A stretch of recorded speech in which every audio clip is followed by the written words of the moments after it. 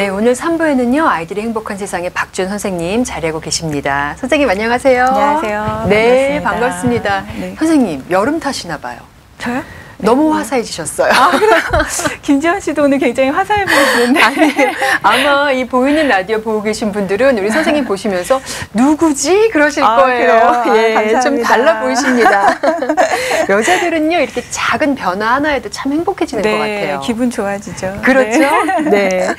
선생님, 지난 시간에는 우리 공격성에 대해서 말씀을 해주셨고, 오늘은 반대의 주제라고 할 수 있죠. 움츠려든 아이들의 행동에 대해서 알려주신다고 하셨는데, 사실 요즘 아이들이 왜 우리 소위 대바라졌다 이런 말을 하지만 반면에 이렇게 소심하고 움츠려든 아이들도 눈에 많이 띕니다. 네, 맞습니다. 오늘은 이제 지난 시간에 이어서 움츠려든 아이들에 대해서 우리가 좀 이해해보는 그런 시간을 가졌으면 좋겠는데요. 네. 그 움츠려든 아이들은 이제 공격적인 행동을 보이는 아이들에 비해서 상대적으로 눈에 잘 띄지 않죠. 그렇죠. 예, 그래서 밖으로 드러나는 문제를 보이지 않기 때문에 선생님이나 부모님들 입장에서는 이제 상대적으로 덜 힘들어하는 그런 아이들일 수 있어요. 네.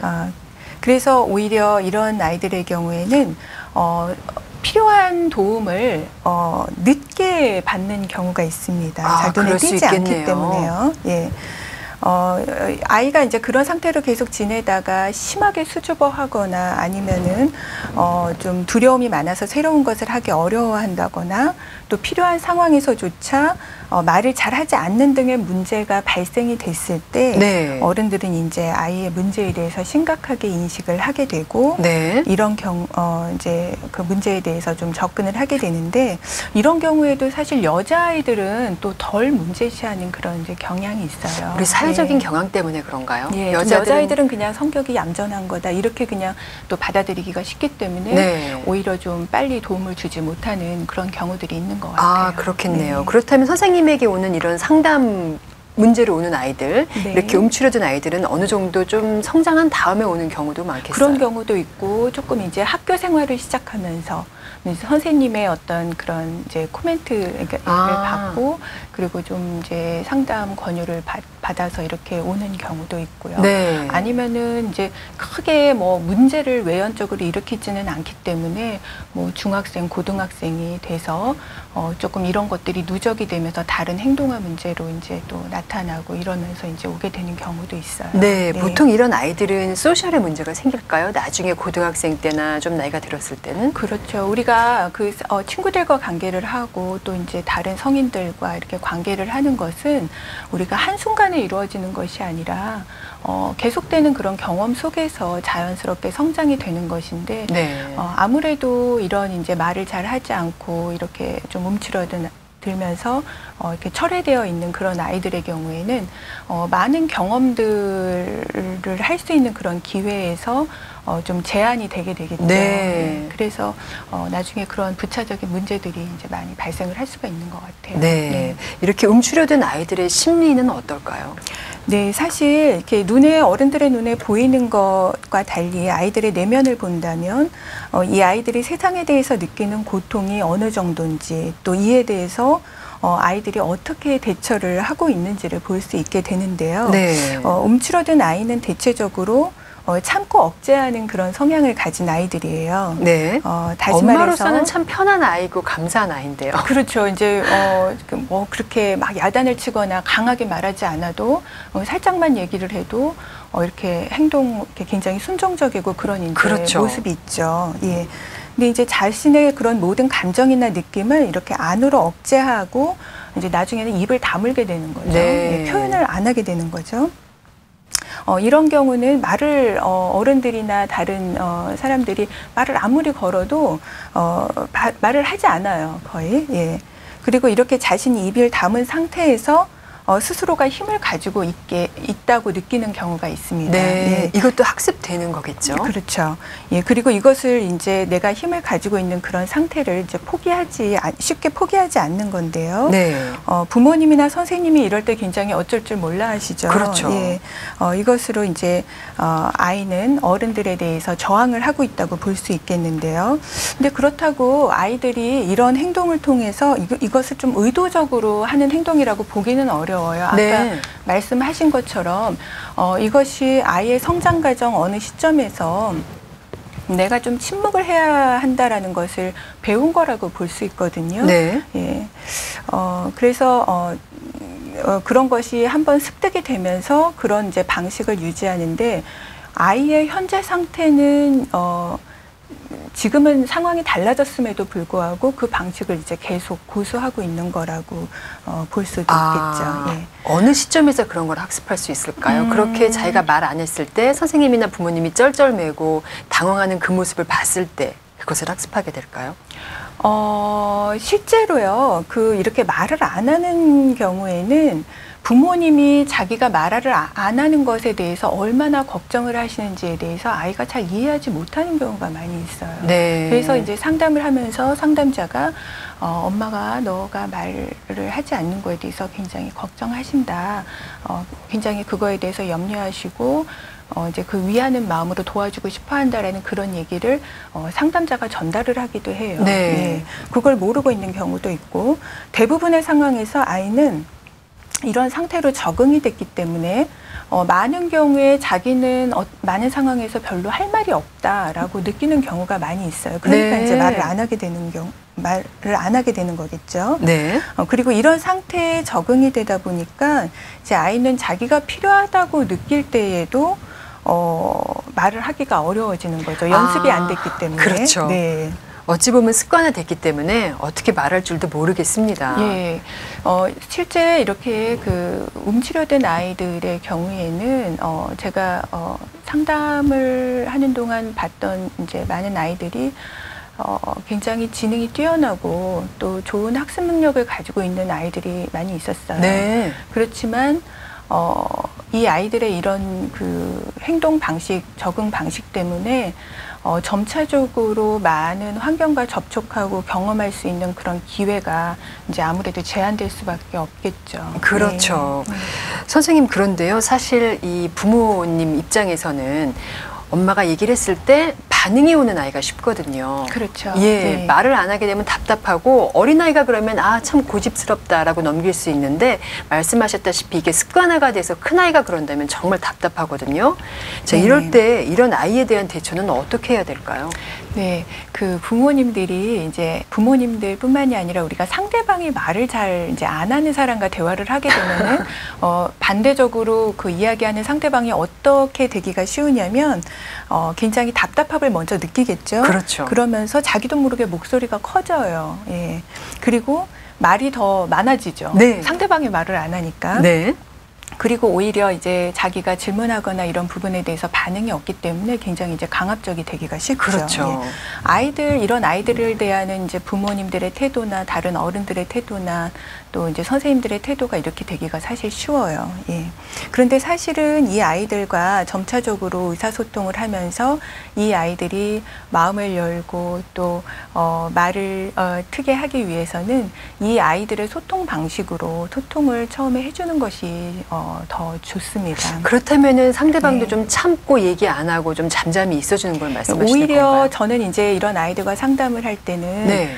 더 작은 목소리로 그 아이의 목소리 톤과 비슷하게 네. 또 말도 제가 더 많이 하지 않아요. 예, 그리고 굉장히 조용한 가운데서 이제 어떤 아이와 비언어적으로 이 아이가 자기 마음을 표현할 수 있는 그런 매개체들을 사용을 하면 참 많이 도움이 되는 것 같아요. 그런가요? 예. 놀잇감 같은 것들을 같이 예. 갖고 얘기하는 게 좋겠군요. 그렇죠. 예를 들자면 이제 콜라주 작업을 한다거나 이런 네. 잡지책 같은 데서 자기가 좋아하는 그림들을 모아서 이렇게 콜렉팅하는 그런 이제 것들을 하면서 그 그림 하나하나에 대해서 이제 아이가 좋아하는 것들을 모으면서 그거에 대해서 선생님이 관심을 보이고 또 이렇게 비언어적인 방식으로 소통을 하다 보면은 아이가 그거에 대해서 얘기하고 싶은 마음이 들겠죠. 그렇죠. 예. 그리고 또는 이제 또 이런 말을 잘 하지 않는 내향적인 그런 아이들의 경우에 좋아하는 놀이가 모래상자에 이렇게 어떤 규격에 맞는 네모난 모래상자에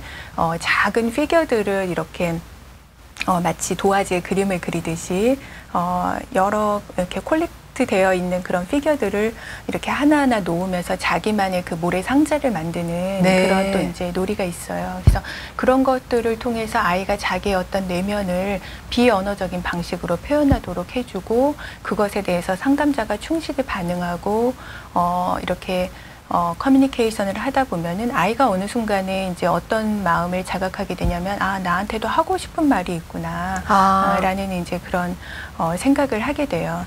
예, 그러면서 이제 점차적으로 상담자와 이제 대화를 하게 되는 것이죠. 네. 네. 그리고 또 아이가 이제 이런 경험들을 통해서 자기가 이제 말을 하는 것을 통해서 내가 필요한 그런 나의 욕구를 충족할 수 있다라는 그런 경험도 하게 되면서 말을 점점 더 이제 하게 되는 거죠. 예. 왜 지난 시간에는 공격적인 아이들 생각했을 때 그 공격적인 행동 뒤에 분노의 감정이 있다고 말씀을 해주셨는데 움츠러드는 아이에게도 그런 어떤 이면의 감정이 있을까요? 네, 사실은 나타나는 행동의 모습은 굉장히 다르지만 그런 공격적인 행동을 보이는 아이들과 마찬가지로 이렇게 움츠러든 아이, 철회된 아이, 말을 하지 않는 아이들도 그 이면에는 억압된 분노 감정이나 슬픈 감정이 있어요. 네, 예. 다른 표현 방법일 뿐이군요. 그렇죠. 나타나는 그 모습이 다를 뿐이에요. 네. 예, 그래서 이렇게 아이가 조금씩 자기를 표현하기 시작하고 특별히 이제 자기와 이렇게 자기가 어떤 이렇게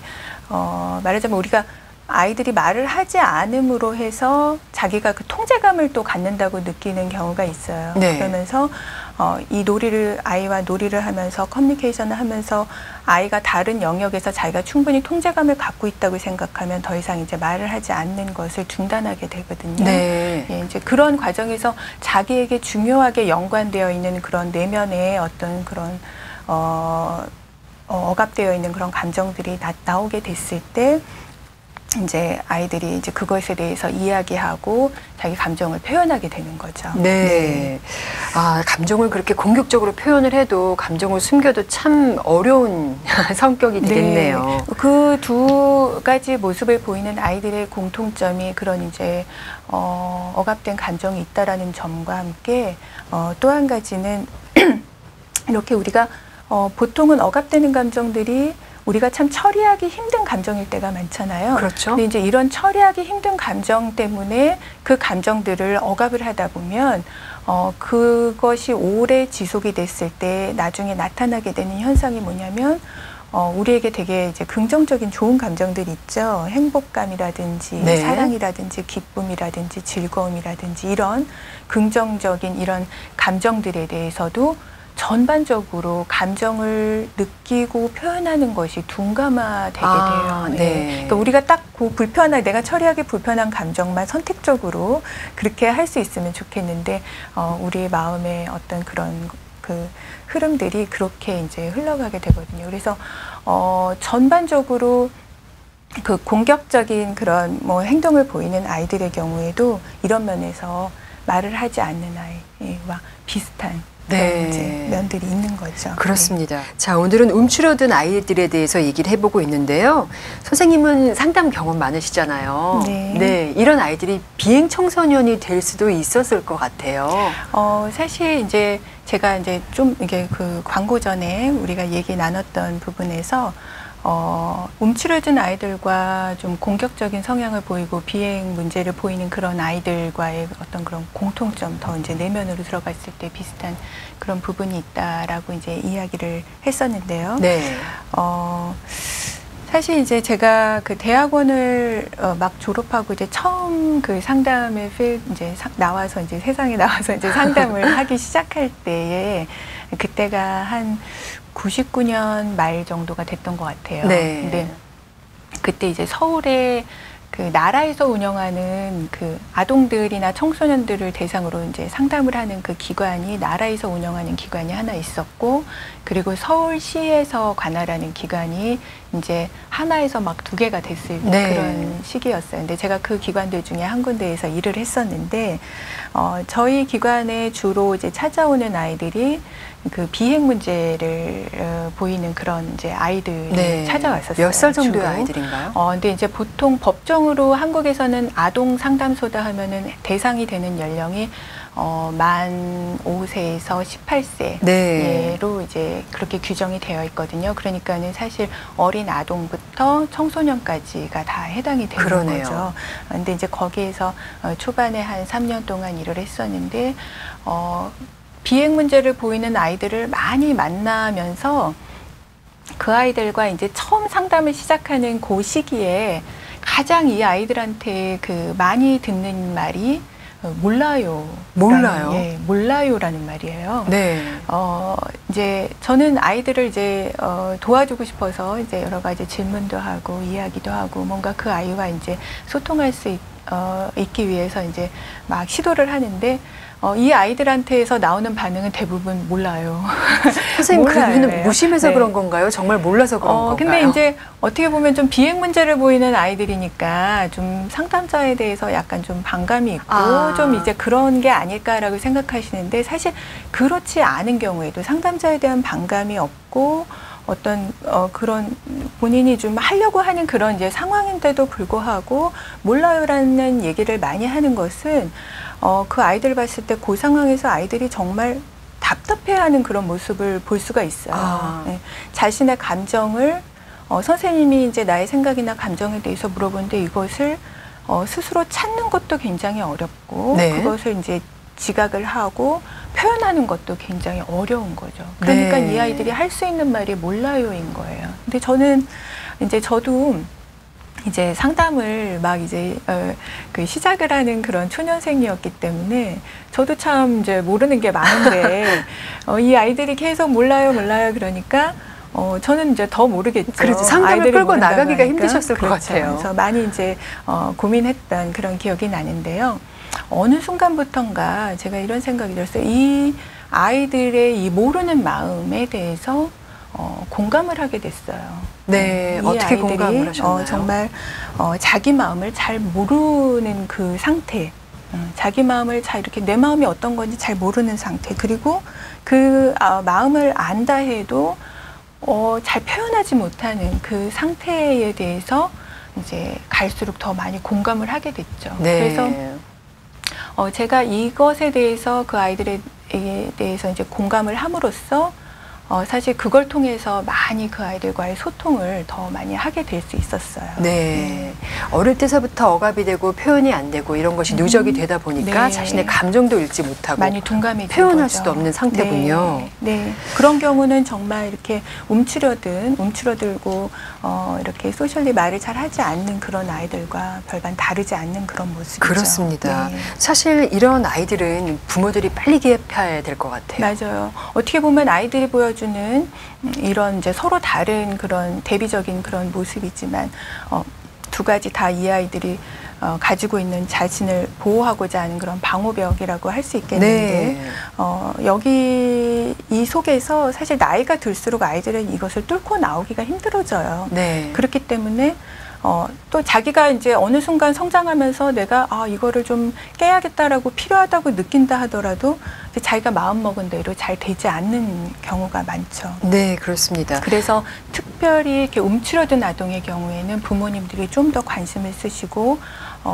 빨리 그 개입하시는 것이 굉장히 중요하다고 생각이 들어요. 우리는 지금 여기 환경상 아이들이 네. 그런 모습에 개입을 한다 하더라도 상담을 받기가 좀 힘든 상황이거든요. 네네. 한국은 어떤가요?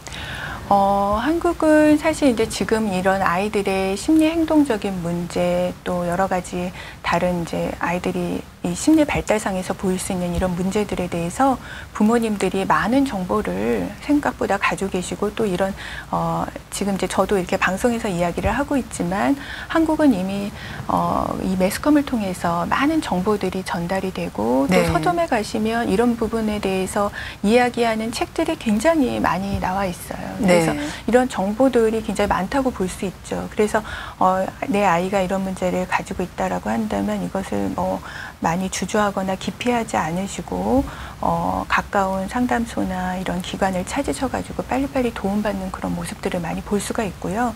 그리고 또 이런 그 부모 교육 프로그램이 정기적으로 이렇게 또 구 차원에서 이렇게 진행이 되면서 부모님들이 이런 교육에 굉장히 열심히 참여하시는 걸 볼 수가 있어요. 네, 네. 참 다양스러운 모습입니다. 네.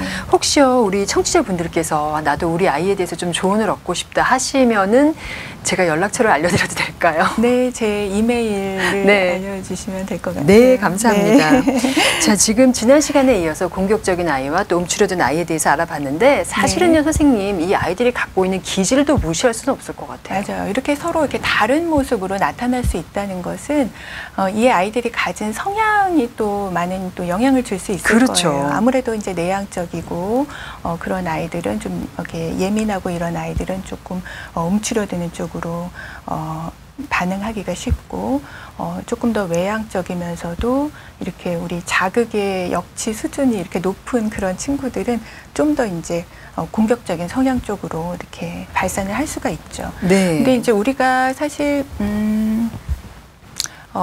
성격이 우리가 기질적인 그 요인이냐 아니면 환경적인 요인이냐 이런 부분에 대해서 잠깐 이제 얘기를 해본다면은요. 성격 이 부분에 대해서는 많은 성격 심리학자들이 사실 오래전부터 고민해오고 많은 연구를 해왔습니다. 네. 그래서 어떤 학자들은 성격이 좀 더 타고난 개인의 기질에 영향을 이제 많이 받는다라고 주장을 하였고, 네. 또 어떤 학자들은 환경의 영향을 더 많이 하는 그런 주장을 했어요. 네. 그렇지만은 우리가 뭐 이 양쪽 다 이제 일리 있는 주장이 될 수 있겠는데 우리가 부모 교육에서 좀 중요하게 보아야 될 것은 무엇인가라고 생각해 봤을 때 현재 내 자녀가 보이는 태도나 행동이 어떤 기질적인 요인에 의한 것이든 환경적인 요인에 의한 것이든 우리가 내 아이의 성장 과정에서 바로 지금 내가 무엇을 제공해 줄 수 있고 또 무엇을 제공을 해 주어야 되는지에 초점이 되어야 되겠죠. 네. 그래서 설령 이 아이의 행동이 기질적인 요인이 크다 하더라도 우리가 해줄 수 있는 것은 아이의 타고난 성격 기질을 변화시키는 거는 아니고 좀 더 아이에게 도움되는 환경을 제공해 줌으로써 아이가 성장의 방향으로 갈 수 있도록 이제 부모가 할 수 있는 그것이 부모가 할 수 있는 부분이겠죠. 네, 네, 그렇습니다. 선생님 사실 아이가요 네. 닮고 싶지 않은 모습을 닮았을 때 부모로서 네. 참 미안한 네. 마음도 들고 죄책감이 들거든요. 네. 그렇죠.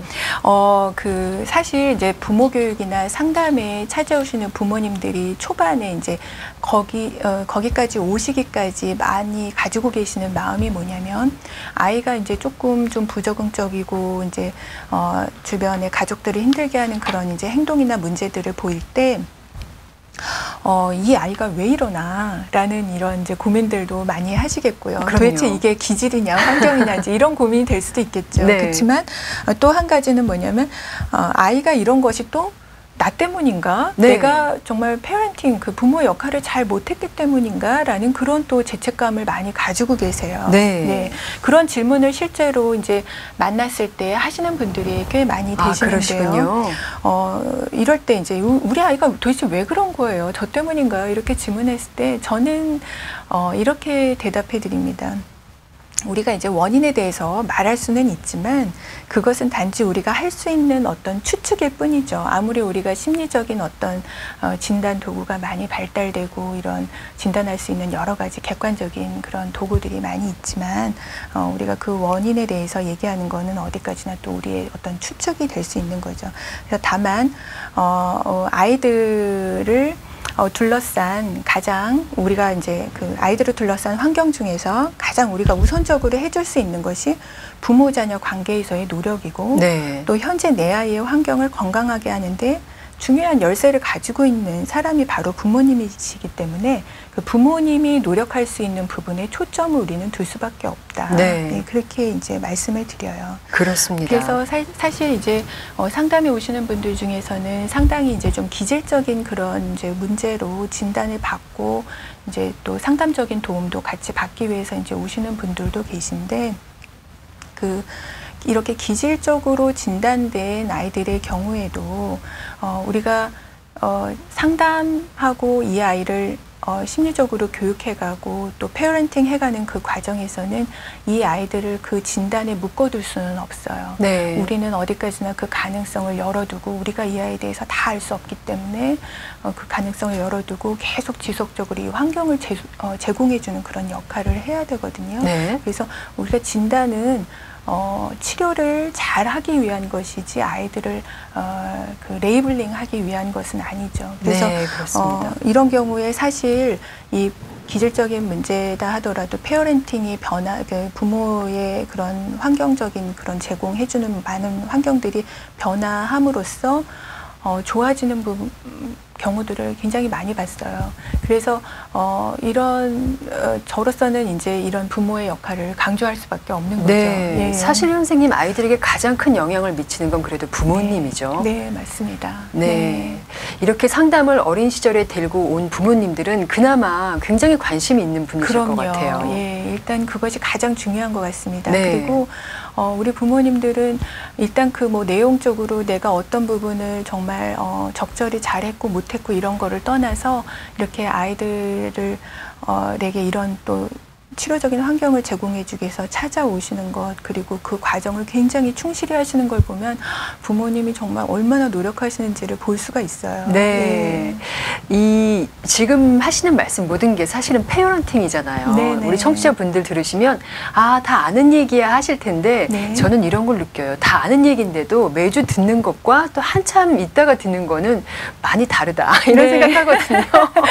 맞아요. 그래서 한국에서도 그 부모 교육을 저희가 프로그램을 할 때 뭐 몇 주 프로그램 해가지고 정기적으로 또 이제 한 번 끝나면 또 2기 또 하고 이렇게 하는데 1기 오셨다가 2기 또 오시는 분들이 많이 계세요. 네. 그래서 똑같은 내용인데요. 예, 또 어떻게 오셨어요? 비슷한 내용일 텐데요. 그러면 이게 하다가 안 하면 잊어버린다고. 맞아요. 그래서 계속 내가 자극받고 계속 이제 반복적으로 노력하는 게 필요하다고 그런 네. 말씀을 하시는데 전 굉장히 동의가 많이 돼요. 그렇습니다. 이게 훈련이고 반복 연습인 것 같아요. 네, 우리 청취자분들은 라디오만 틀면 금요일마다 들으실 수 있으니까 참 행운이신 것 같아요.